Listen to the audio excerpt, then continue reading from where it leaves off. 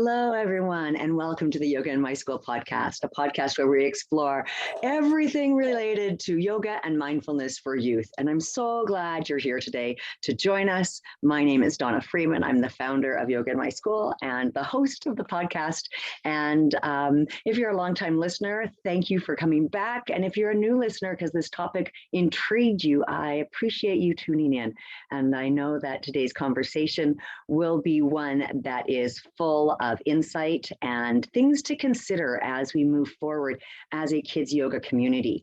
And I think they're really important considerations, not just kids yoga, but yoga in general, the yoga culture, the westernization of yoga, the cultural appropriation of yoga, all those kind of topics we're going to be getting into quite deeply and hopefully sensitively as we have a special guest. This is Crunch Ranjani. She is a writer and a content creator for health and wellness professionals.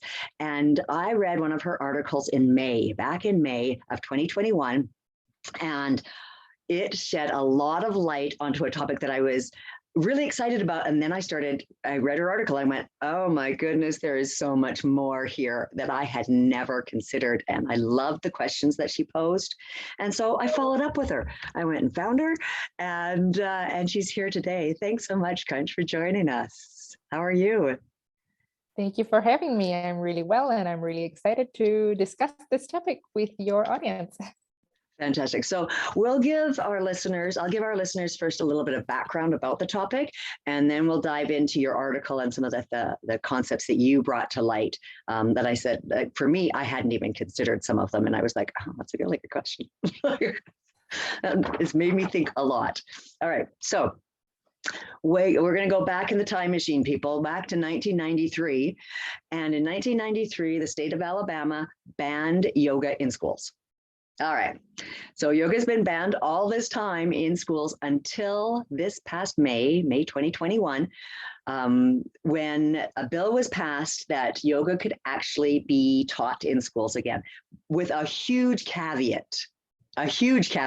So you can't use any Sanskrit. You have to use English terms for all of the poses. You have to have parent signed signature for students to participate. You can't use mantras or mudras. There are a number of things that were outrightly banned. So yes, you can do yoga, but not all of these little things that are part of a yoga practice. And by and large, everyone, or lots of people, celebrated the fact that, yay, yoga can be in schools now in Alabama. That's awesome. Yay, fantastic. And then I read Crunch's article. And I went, oh my goodness, what have we done? What have we done? Can you tell us a little bit, Crunch, because I know you've researched this a little bit more than I have, but can you kind of say what you saw as the reaction to the lifting of the ban back in May? Well, let me lead with the fact that Alabama has not actually lifted the ban. They proposed this bill and it was eventually overturned. So Alabama has not lifted the ban on yoga. It is still illegal to teach yoga in schools in Alabama because in the end, they faced a lot of pressure from some communities, and eventually they decided that no, yoga is not a good fit for our schools, so we will continue with this ban. Yeah, so coming back to I'm just going to interrupt there. That's interesting because that wasn't reported. Right? Yeah, that didn't make the news. Every article, CNN, like BBC, everybody was like, yay, it's been lifted. This is great, except for all these things. And there's some pushback about those things. So that's really interesting that there hasn't been like an update letting everybody know that it actually hasn't been lifted. Yeah, I think that was the most final update, but I may be wrong. We should do some checking on that. But yeah, initially when the bill was proposed, there was a lot, I think the general reaction from the yoga teacher community or the yoga community at large was just shock. How is this possible that an entire state has banned yoga from schools? Because it's not banned in other states in the United States. So everybody was pretty much like, what? I had no idea this was a thing. And how has this been in existence since 1993? That's almost 30 years that, yoga has been banned in Alabama and nobody knew about it. Nobody even thought about it. But then after the shock had kind of faded, everybody, like a lot of people were citing they had positive reactions to the bill. And they were talking about, oh yeah, the kids are going to benefit so much from having yoga. It's going to give them a lot of peace and mindfulness and, being able to be still and calm. And it's a great first step forward in a community like Alabama, which is very conservative. So, introducing yoga in schools is such a great, step forward. But then at the same time, in these conversations that were celebrating the fact that Alabama was considering overturning the ban, there were also some people who were not who were expressing less positive reactions. And this came primarily from South Asian yoga teachers who saw this as a cherry picking of like the best parts, or like the parts that were deemed appropriate, in inverted commas, appropriate by the white community to adopt into their schools, and that it's whitewashing, it's cultural appropriation, it's not, treating yoga with respect. And, in that sense, people like from the South Asian community were quite upset that that Alabama was moving forward with this bill, or that they were trying to introduce a very watered down version of yoga in schools. So that was pretty much the reaction that came up. Fantastic. Well, can you kind of explain? Some people might not be exactly clear what you mean by whitewashing of yoga or the cultural appropriation of yoga. Like, can you go a little bit deeper into that point of view?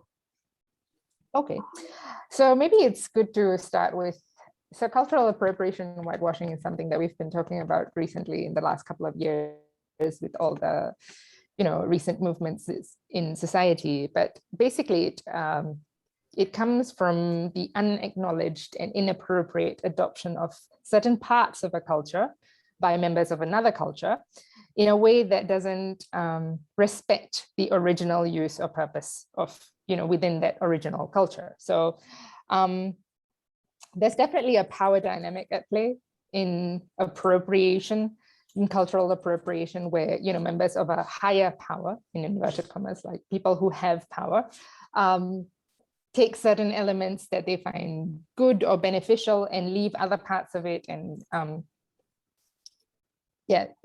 they don't give credit where credit is due. So in this situation, we can think about yoga as being as the kind of yoga that Alabama wants to introduce in schools as a kind of cultural appropriation, because they have decided that the stretching part is good, the breathing exercises are good, but not the names in Sanskrit, not the chanting, not the mudras, not the other aspects of yoga. And I'm not a yoga teacher, but I understand that yoga has, like, there are 8 limbs of yoga, and asana, poses, doing the exercises, doing the stretches and contorting yourself into strange postures is just one of the 8 limbs.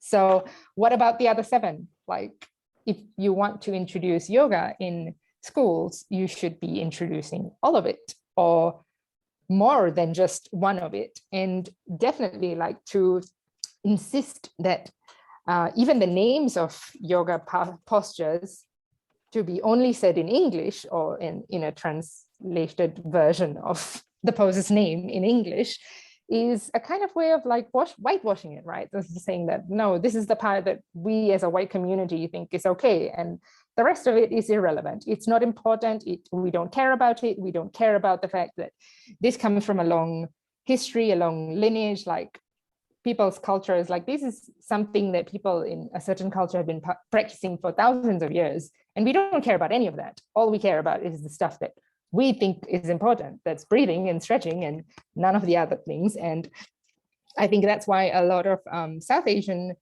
yoga teachers spoke up about this and felt very hurt that that legislators were saying that this part of your culture is not important, we don't like it, and therefore we don't want it in our schools, but we want the rest of it. So I think that's where we talk about whitewashing, cultural appropriation. Fantastic. Yeah, I think it is a important conversation to have, and that's why we're here having it. Okay. Now, yeah, just for all of our listeners, there will be a link to the article that Crunch wrote in the show notes. But one of the questions that you talked about, and I was just like, oh my goodness, I'd never considered this. But you asked the question, because a lot of the pushback you say is conservative, but a lot of it is also very religious, that they see yoga as being religious, as introducing Hindu thoughts, philosophies, and beliefs into the school system. And so that's where a lot of the pushback comes from. And so you then ask the question, can a language be religious? And how do we have different standards for different languages? And because I love languages and these type of things, I went, those are really interesting questions. So can you tell me a little bit more about this concept of like why, like you just talked about it, but why are people worried about Sanskrit? Right. So that's one of the specific exclusions in the Alabama bill, is that Sanskrit and the greeting Namaste is specifically prohibited. It's expressly like no Sanskrit at all. And I was wondering, like, why? Because Sanskrit at the end of the day is just a language, right? Like English is a language, French is a language, Spanish, Latin, Hebrew, all of these are just languages, and language is a means of communication. So why is there this additional burden being placed on Sanskrit that it is also religious? So I think part of it comes from the fact that Sanskrit is used in Hinduism, in like the chants, in religious rites, and it's also associated with Jainism and in Buddhism in some aspects. So it's associated with a lot of religions that originate from South Asia, but somehow Sanskrit has this association of being religious or being explicitly religious, where other languages don't have this. So for example, if we think about, let's say, ballet, which is a French tradition, right? You use all these French words in describing terms in ballet. I don't speak French, so I will not attempt to say any of these words and butcher the language. But in a ballet class, nobody's going to tell in a ballet class, nobody's going to tell the ballet teacher, don't say these French words. You can only teach in English. I mean, yes, the instruction is provided in English, but certain actions or certain movements have their names in French, and nobody tells the ballet teacher, no, you cannot use the French words. But in yoga, they're saying that you can't use any Sanskrit words, or like you can't use any Sanskrit, even if it's the name of the asana that you're teaching, which seems to me a little bit strange, because it's like saying, you're telling a Hispanic kid, no, your name can't be Jose, it has to be John or whatever, Joseph, whatever, just because we want it to be in English. That's really strange.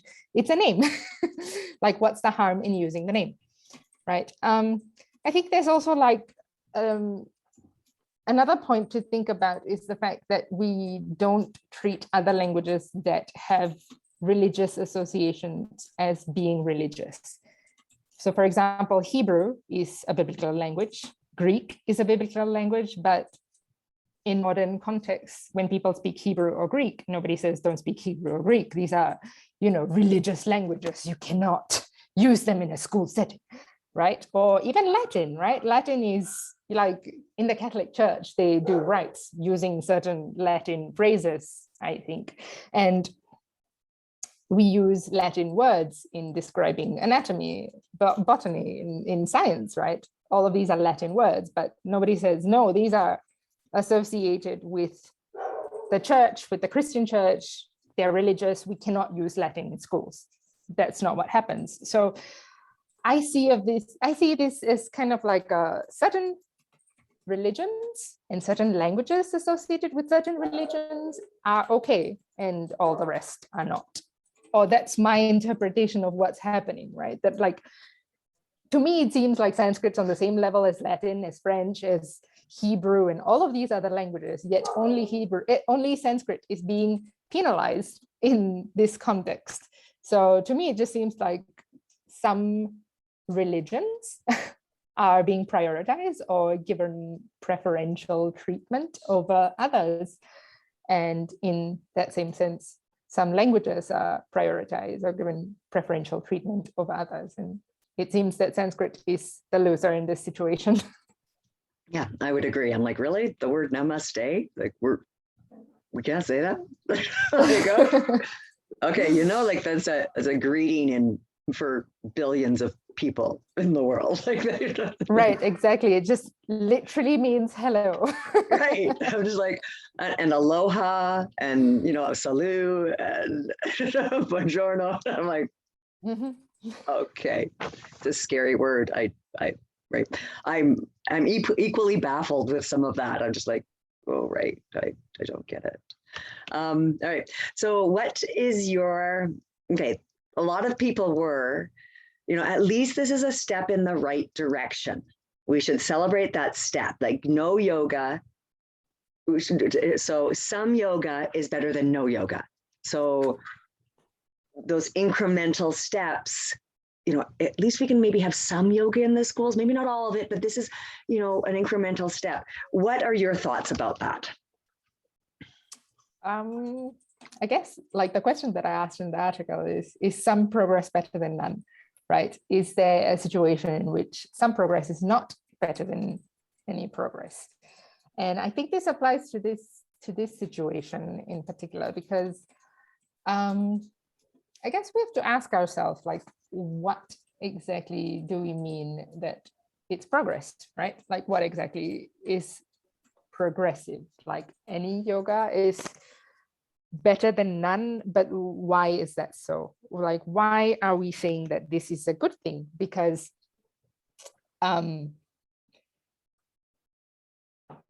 it's difficult to kind of express, but in this situation, when you're saying that, yes, having any yoga, it doesn't matter that it's been stripped of its heritage, it's been stripped of the language that, you know, that it's been traditionally associated with it, that, you know, other aspects of yoga have been removed completely and are forbidden. We're trying to say that whatever's left, this tiny little bit of yoga, if it can even be called yoga, is better than nothing. When we say that, we are actually, I think, prioritizing the benefit that the children in schools in Alabama would get compared to the harm that is being caused to members of the South Asian community, right? So we hear all these South Asian yoga teachers who are speaking up about, you know, how you're capitalizing off a marginalized culture and erasing parts of the culture. Pooja Varani said this in the comments in a thread of discussion that we had in the Connected Yoga Teacher Facebook group, that the issue is that we're forbidding some parts of someone's culture, and you know, this is very hurtful to the people of this culture, and it's basically just white people deciding what's appropriate and what's not, and deciding that like whatever's appropriate we're going to keep because it's beneficial. And when you say that this is a step in the right direction, even if it's the tiniest, babiest little step, when you say this is a good thing, you are actually prioritizing and elevating the voices of white people who want these benefits to their children in their schools, versus the harm that is being inflicted upon people of the South Asian community who are speaking up about it and saying that you're erasing my culture, you are not treating parts of my culture with respect. And when you say that, it doesn't matter what you think, you are again concretizing this idea that white people are better than everybody else. And I don't think that this is what we as a yoga community would want, right? Like, I get that yoga is beneficial, but isn't it also important to respect the people who uphold this culture, who are, you know, the stewards of yoga, And when they speak up to say, this is bad for us, this is not something that we would like to share in this form, and you say, no, it's not important, then it kind of like continues that harm. And I think one of the aspects of yoga is ahimsa, is nonviolence, not doing harm to others. So if this is what your yoga is teaching, and you're saying that the harm that I'm causing with this bill is not important, then where's your ahimsa? Are you upholding your work as a yoga practitioner, yoga teacher? Like, this is my question, I guess. And I guess this is something that each person will answer differently, but it's something to think about. Yeah, definitely. Yes, and those yamas and niyamas, they tend to be, I don't know, the foundation of a yoga practice or something like that, supposedly. Right. And I love that, that you're like, don't be just self-serving. Like, don't just take the parts that work for you. There's a whole community and history here that needs to be acknowledged. And if we're not acknowledging it, then we are harming. And ahimsa is all about non-harming. Mm-hmm. All right. Exactly. Now, again, I'm quoting from your article, and you wrote, having guidelines in place for how yoga should be taught is acceptable, but making certain aspects of yoga illegal is where Alabama falls short. Okay. So, and I totally agree with you. I'm like, making the word namaste illegal? Like, seriously? What are we doing?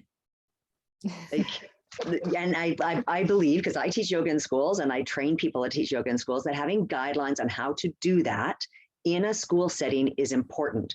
For example, what you wear to a yoga studio, just your clothing, may be very different than what you're wearing to teach yoga in schools.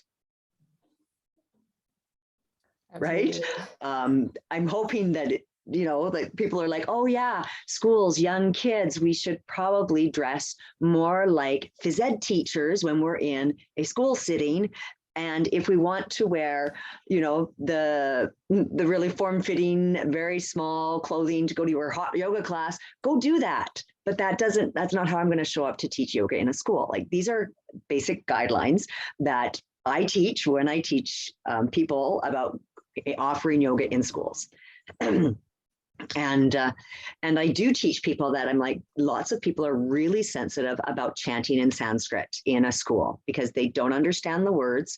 And so just be really sensitive if you're going to do that you're providing a translation so that people know exactly what words you're doing for, sata, nama, or these kind of things.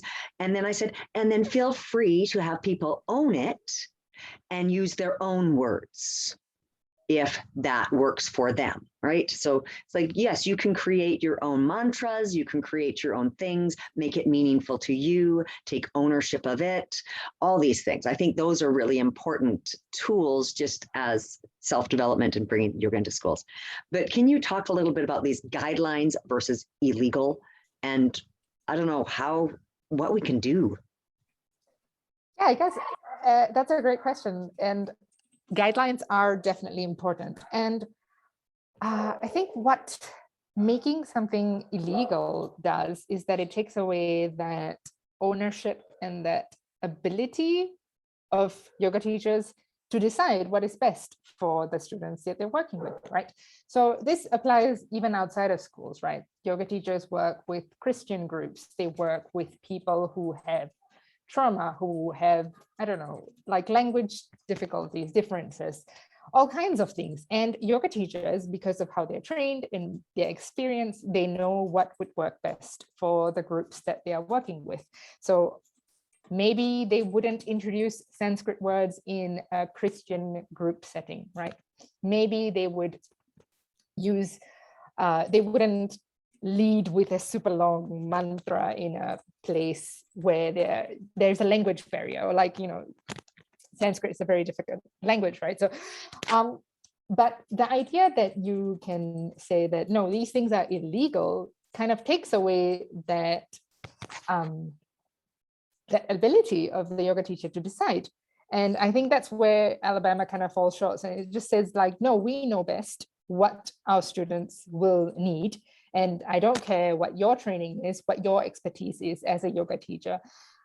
That's not relevant to us. We as white people who are sitting here making decisions for the kids in our state, we know best, and we know that Sanskrit is bad for them. And, you know, coming at it with this kind of attitude is, I think, counterproductive and not very helpful. Because, like, why do they get to decide? Like, have they been trained in yoga? Do they know, have they been trained as educators? You know, they are lawmakers. I don't think many of them, if any, have any expertise in what it means to educate a child. So why are they getting to decide, right? And to completely, to make a part of, or several parts of someone's culture completely illegal, it kind of like shows kids in schools that this is okay. You know, that yeah, it's okay to take somebody else's culture, the parts that we want, and throw away the rest, because that's what it's doing. It's codifying this into their law. And, you know, kids learn from example. They say, oh, these adults, they've taken this culture that comes from India and decided that, no, the rest of this is not important. We're just going to throw it out. And this is the part that we like, and we're going to keep it. And when they eventually grow up, they are going to adopt the same kind of practices, right? And is this the example that we want to be setting for our students, for the future generation of lawmakers and decision makers in our country, right? So yeah, and I guess to answer the question about like how can we promote change in this kind of culture, or like what can be done, I don't have an answer, but I think opening up the floor to conversations, to, you know, to have actual meaningful discussions from a place of openness, from a place of wanting to understand, is a good start to elevate South Asian voices in this space. When people have something to say, listen, and if they are saying something important, give them a platform like you have to share this message with other people. And I think as, you know, more and more people start having those conversations, even in places like Alabama, where it's really conservative, and maybe these conversations will take a while to get there, but when they do, then I think change will be easier to implement and to enact. Yeah, I love it. Yeah, it is a process, right? It's, you know, and I think you've raised a lot of important questions, or the thread and the conversation needs to be had. So what kind of questions should we as yoga professionals, as school administrators, politicians, what kind of questions should we be asking ourselves? Can you think of, like, when in our quiet time, it's like, that's a really good question. I'm going to need to sit with that for a little while and figure out where I'm comfortable, and taking all of this information into consideration. How am I going to move forward? Yeah, I think a good place to start is to, as a yoga teacher or yoga practitioner, is to ask yourself, what does it mean to practice yoga? And what is your intention in practicing and teaching yoga? Like, I think these are good questions to ask. Like, is your intention to help? Well, I don't know. Everybody has a different intention, right? And that can lead you to, you know, how you perceive this bill and how you approach other conversations with people in this space. And I think to the school administrators or politicians or decision makers who are, you know, considering like yoga in schools, is this a good thing? Is this a bad thing? I think something to also consider is maybe where, if you are resistant to introducing yoga to schools, like where is this resistance coming from? Oftentimes it comes from a place of fear. And I think it would be a good exercise in personal reflection to contemplate this fear, like what is it that you are so afraid of, and what are the consequences, or yeah, just sit with that fear and like explore it, understand where it's coming from, and maybe you will find that there isn't actually that much to be afraid of, and that being open to new voices, to new perspectives, can help direct your thoughts in this context. I think I'd also like to raise the point that intention does not outweigh impact, and this is something to keep in mind when we in every action that we take, right? So whether it's talking about, you know, legislating yoga in schools or any other actions that we're taking in our lives, like for example, if you are in a crowded metro and you accidentally step on someone's foot, you didn't mean to step on their foot, but you still apologize because your action and the impact of your action does not outweigh your the intention, right? So you might have a good intention of not stepping on someone's foot, but you have, and once you have to make reparations, you have to take actions to fix that, right? You apologize, you be more alert and try not to step on anybody else's foot. But, and I think it's the same in this case, that yes, you may have good intentions in trying to introduce yoga back into Alabama schools, but you must also consider the impact. And when people speak up to say that this has a negative impact on us as a community, then you need to pay attention to that and keep that in mind and, you know, make that right. Yeah, I love it. Like I said, when at the very beginning, like you raised a lot of questions that I had never considered. And I was like, oh, that's a good question. I gotta sit with that for a minute. Like the language question, I just went, wow, okay.